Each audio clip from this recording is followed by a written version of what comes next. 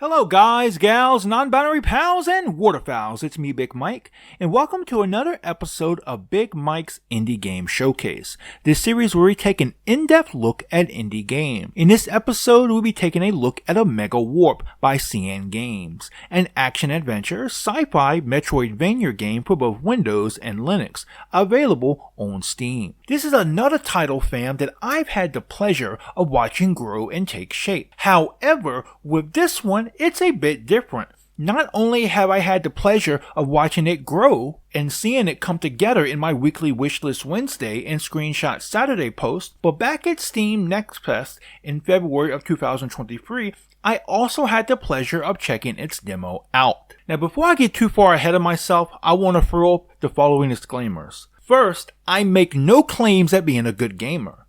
I'm just a guy that enjoys gaming. Secondly, the gameplay footage you're going to see in the background is going to be a bit all over the place today. Now, early on, I do plan on showing you the beginning of the game, and a little bit later, I do plan on skipping ahead just a tad bit, not too far into it. So what you're going to be seeing isn't necessarily going to be chronological. In a couple places here and there, I may show some clips to illustrate some points that I'm going to make.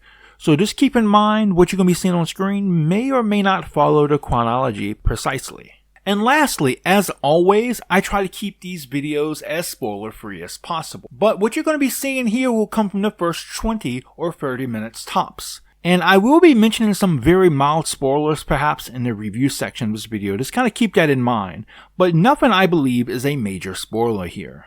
And lastly, this isn't really a disclaimer, but because I'm going to be throwing this word Metroidvania around a lot, it's probably a good idea to explain what it is, just in case anyone is unfamiliar with it. So a Metroidvania is a subgenre of action-adventure games, or platformers, focused on guided non-linearity and utility-gated exploration and progression. The term is a portmanteau of the names of the video game series Metroid and Castlevania. If you have been following this series for a while, then you know one of the things I like to do here is to give some background on the developer. Unfortunately, not a lot is available online about Cian Games, so I went straight to the source and asked them some questions. So the following information comes from my correspondence with Cian Games.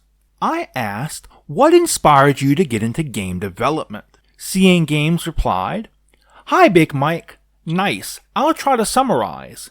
Since my adolescence, back in the 90s, I wanted to make games, which led to me to study graphic design and do a bachelor's degree in computer science, which were the closest areas to games that existed in my country at the time. Despite having been working in the IT area for more than 25 years, ranging from hardware, servers, support to development, in the last 10 years I have dedicated myself to game development at night, weekends, and since 2023 in part-time. Omega Warp is certainly the biggest and most complex game I've made so far.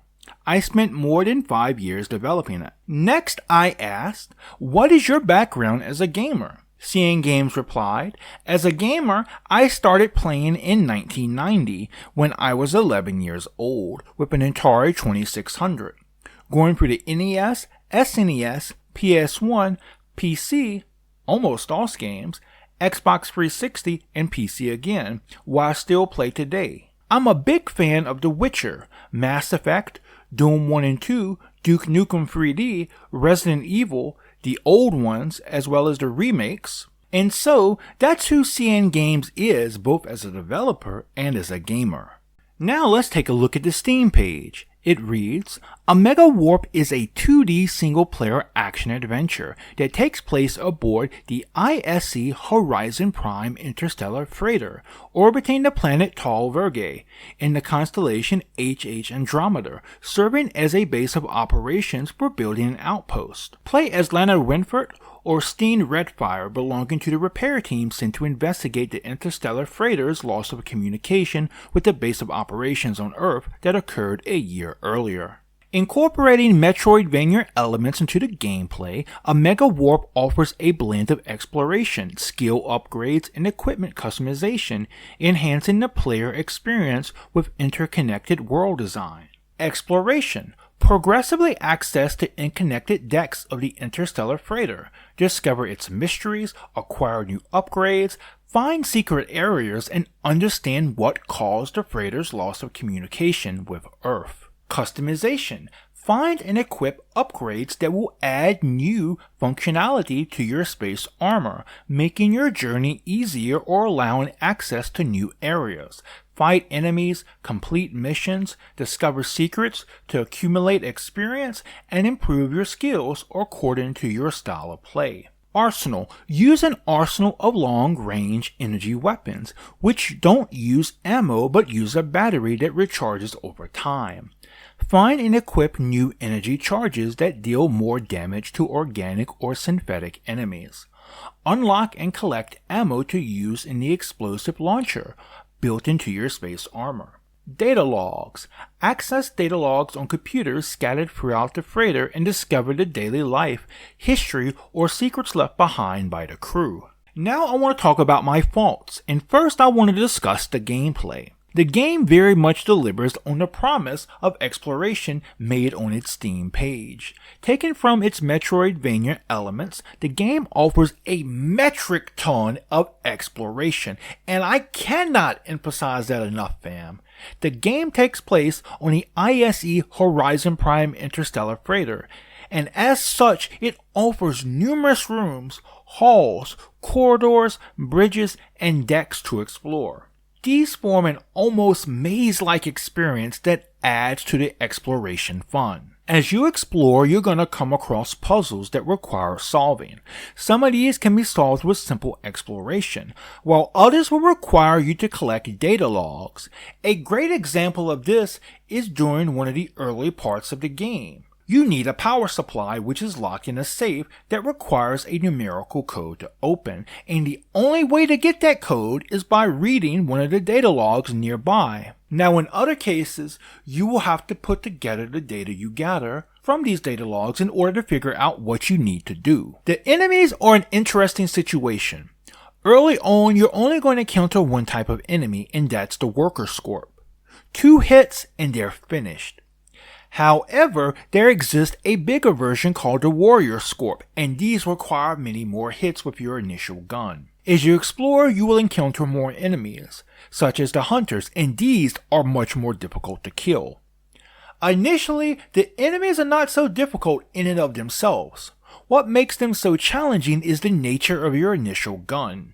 You do have unlimited ammo, at least for the basic gun, but the charge for your gun is limited, so you will have to try not to drain your gun all the way down to 0. Your gun will recharge itself automatically when not in use, but if it reaches 0, you can't use it until it's fully charged. This means you're gonna have to strategize how you use your weapon, and you just can't run and gun like you can in some other games like Contra, for example. And I think that's a good thing. It adds a great deal of challenge if you have to go up against a room full of enemies. Something else to consider is that your energy shot from your gun only goes about halfway across the screen. This too, I feel like adds more challenge to the game, as you're not going to be able to hunker down in a corner and camp as you take out enemies one by one, but you're gonna have to engage with them. But in some cases, there is a strategy you can pull off. Alright fam, are you ready for a Big Mike super advanced pro gamer move tip? And yes, that is meant to sound very awkward. This works early on. Not sure if it works with later enemies though, but Scorpions and Hunters it definitely does. They don't seem to be able to go up and down stairs, and will wait at the start of the steps for you. You can use this to get away from them, but also to attack them as well. However, you do have to be careful, as if you're on the steps and are in range, the Scorpions will still be able to do their jumping attack. They just won't walk up and down the stairs. The last thing I want to touch on here in regards to the combat is that as you progress, you will get better weapons and armor too. By far, the most plentiful item you will find, however, are the health replenishing ones. Now, you want to be sure you take full advantage of these, fam. You can only carry up to 3 at a time, so what I recommend doing, even if your health isn't all the way down and you already have a maximum of 3, use one and pick up the extra one. Next, I want to talk about the aesthetics of the game, and we'll start with the writing. The writing is a very important part of this game, perhaps even more important than it normally is for games of this nature. And I'm going to keep this very brief, as I like to try to keep these videos as spoiler-free as possible. However, I will say, here the data logs serve a vital function. Not only are they very important for helping us to be able to progress in the game, they are vitally important in allowing us to fill in the backstory of the game. And the way Cian Games went about doing this was absolutely brilliant, fam. Instead of having all the bits and pieces told to us in a dialogue, he shows us. And in my opinion, coming across a new data log was one of the most rewarding aspects of the exploration, and it's something that made me want to explore more and more. Now let's talk about the visuals. The opening scene is one of my favorite parts of the game. The animation of the ISC Horizon Prime interstellar freighter flying through space is not only beautifully animated, but it works extremely well in regards to cinematography. Now fam, I have to admit here, I'm not sure if the same terminology is used in regards to games, but in film, we would call this an establishing shot. And an establishing shot sets up or establishes the context for a scene by showing the relationship between its important figures or objects. And that is a phenomenal way to start this game off. While also on the subject of animation, I absolutely love the way the main character is animated. I find the walking animation to be completely mesmerizing. I have found myself, fam, lost multiple times in watching him moving across the screen. And the other animated objects, such as the enemies and the elevators, look equally as impressive, and their animation is just as smooth. Finally, the map you will be exploring is well crafted and quite diverse. The background changes depending on what part of the ship you're in. For example, when you're in the part of the ship where the greenhouses are, you will see plants in both the background and also in the foreground as well. And when you move up more levels, you will see more windows with space in them, and even more. And those windows with space in them are my favorite. Now admittedly, that's more of a personal reason as opposed to a purely aesthetic reason, but aesthetically speaking, it does look very beautiful. I'm also a very big space nerd too, by the way, so that's why. But now, let's talk about the sound. With a game like this, getting the sound just right is no walk in the park, and also something that is critical. In my opinion, Cian Games was able to perfectly pull this off. The sound here is ambient, and you're going to hear every step you make and every door that opens. And all of this contributes greatly to the experience of this very atmospheric game. I was on edge, fam, opening every single door and exploring every single room, not knowing if it would be all clear or if I was going to get ambushed by a horde of Scorpions or hunters. And I attribute this to the excellence of these ambient sounds. And lastly, the music in this game, while there, is not too overpowering. In fact, the both times I've experienced it being powerful were done so excellently for dramatic effect. And my favorite of these being the music that plays when you happen across one of the few game save stations that allow you to save your game. If you can imagine a ray of hope, what that sounds like in music form, then you have the perfect example of how this music is. My final thoughts. Omega Warp to me is more than just a game. It's an experience, and it's an example of what an atmospheric game should be. Now, I'm not a Metroidvania superfan. I do like the genre. It's not my favorite genre, but I do enjoy it, especially for the exploration aspect. But I absolutely love this game, and this could be the game that elevates my love for this genre. So regardless of whether or not you are a super fan of the genre, someone like me who likes it, or maybe you're someone who's never tried this genre out before, be sure to check Omega Warp out. You're not gonna wanna miss it, fam. And Cian Games, you have crafted an amazing work of science fiction with this game. I greatly look forward to all of your future work. And guys, gals, non-binary pals, and waterfowls, you can get your own copy of Omega Warp on Steam at the link below. There is also a demo available if you would like to try it for yourself. And if you would like to support Cian Games but can't afford to buy the game, please be sure to wishlist it. Wishlisting games is a great way to support indie developers. And with that, we'll call the video proper here, fam. Hello guys, gals, non-binary pals, and waterfowls. It's me, Big Mike, and welcome back to another Big Mike Slate, baby. The part of the video that's not really part of the video, well, I'm all natural, uncut, unscripted, off the cuff, Duck Daddy, baby. So how are you liking this indie game content? I got at least 2 more indie game videos in the pipeline. One set to come out next week, and the next one in 3 weeks. The first week in August, I want to do a Sage-related video, seeing as how we've drawn ever closer to Sage 2024. And I'm not exactly sure if next week's video is going to be an episode of Big Mike's Indie Game Showcase or Big Mike's Indie Game Watch. But regardless, it's going to be indie game related. And just a quick reminder, Indie Game Showcase is for those games that have just released or are very, very close to releasing. And Indie Game Watch are for those games that are still in development. Also, some great news. My recording with one of the Sage game devs went absolutely amazing. So you can expect, after Sage 24 is over this year, for Coffee with Big Mike to come back, baby. I am so stoked for that, fam. That is one of my favorite, if not my most favorite type of videos to do here. Also, I have a new episode of Big Mike's Life coming out later this week, and I can happily admit that I'm probably going to be able to improve the quality on that series.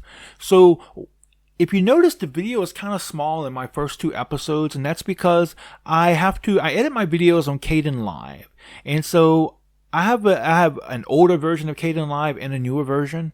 Now, the older version of Kdenlive can't produce the format required for YouTube Shorts, but my newer version can. But my newer version, for some reason, does not play sound anymore. So I have to, make my shorts, the actual video itself, on my older version, and I have to run it through the newer version to get the format right. And I have a feeling that's why the videos turned out smaller than they should be. But luckily, I can run my newer version of Kdenlive from my Ubuntu 22 installation on my USB drive, and it has the sound there perfectly fine. So going forward, you can expect the video quality for my Big Mike Life Shorts to be much more better than what it's previously been. Now, speaking of shorts, later this week, I have a new series of shorts debuting focusing on hacks or mods in fan games. Probably admittedly going to be mostly Sonic related, but don't be surprised if you see some other stuff thrown in there as well. And on a final note, this past week, I finally hit 7,500 followers on Twitter. So thank you so much for all of you who follow me there. And with that, that's pretty much all I have to say here. So I just want to remind everybody, I do have a Ko-fi account, and for the time being, anything that you give me will go towards helping me to either build a better PC or to buy a better PC. But regardless, it'll help me to obtain a better machine. And having a better machine will allow me to improve my videos, allow me to try different kinds of videos. I'll be able to play more high-end games for you guys. I will be able to collaborate with my friends who are streamers. I probably will be able to finally become a full-fledged VTuber. So anything you can give, no matter how small it is greatly appreciated, fam, and would greatly help out my channel. But if you can't give or you don't want to, I completely understand, fam. Times are hard and money's tight for many people. I just love the fact that you're here watching my videos and you've made it this far. You've made it to my end slate, and that means the world to me. So special thanks to Fran, who does a wonderful job of doing my art. She's going to be back on Twitter at some point in time. If she's not already there, I gotta get in touch with Fran, man. I really have to. Anyway, she's a phenomenal artist. And whenever she does return to Twitter, please be sure to commission her for all of your art needs. And even more than being a damn good artist, she's a damn good person to work with. You would not be disappointed. Also, special thanks to all of my friends on Twitter. I wouldn't be here without you all. And a special thanks to all of you for watching this video. Please like this video if you like it. Dislike it if you dislike it. But if you want to be really cool about disliking my video, and you're watching this video, so I already know you're pretty damn cool, please leave me a comment below and let me know why you dislike this video, so that I can improve myself. I can be a better Big Mike, I can be a better YouTuber, I can make better videos, and you know what? It's a win-win situation, fam. But you know what? Even if you like my content, or you feel indifferent about my videos, or somehow you're here and you have no idea how the hell you got here, please leave me a comment below. You know, I love hearing from all of you. It really makes my day. Yeah, of course, it does help my video. It does help the algorithm pick up my video and such, but it also helps me to connect with all of you. And I've said this before, and I'm going to keep saying this again and again. You know, unlike my streamer friends who can chat with their friends in stream, I don't have that as a traditional YouTuber. I only have my contents. So please leave me a comment below and let's get a conversation going, fam. But if you like my content, please subscribe and turn your notifications on. Until next time, fam, remember, just be yourself and you'll be awesome. Peace out!